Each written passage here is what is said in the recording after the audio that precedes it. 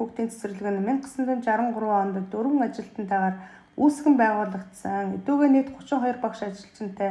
хичээлийн 3 байранд 8 бүлэгт 230 хүүхдийг шинжилсэн сургалтын хөтөлбөрийн хүрээнд сургуулийн өмнөх боловсролын үйлчлэгийг чанартай хүргэн ажиллаж байна. 2025-аас 2026 оны хичээлийн жилд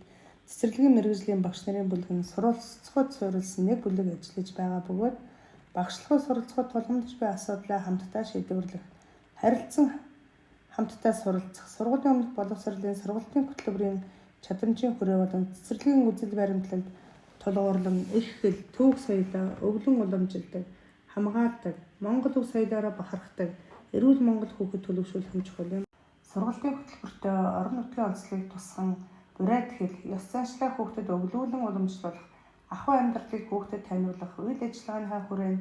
өв уламжлалд 1-2 төслийг хэрэгжүүлэн бие даасан өв уламжлалын өргөө гэртээ болж Монгол ардын наадга, морины тоног хэрэгсэл хэрэглэхүүнтэй болсон. Мөн одоогийн шинжилсэн сургалтын хөтөлбөртөө уялдуулж тоглоом болон зохиолд суурилсан, төслийн болон шинжилгээ судлахад суурилсан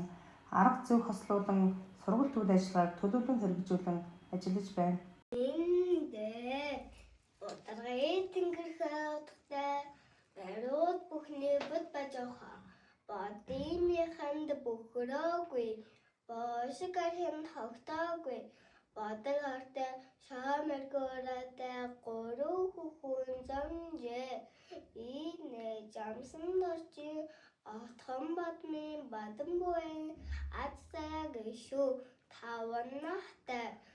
хулган жилдэ бахан бэ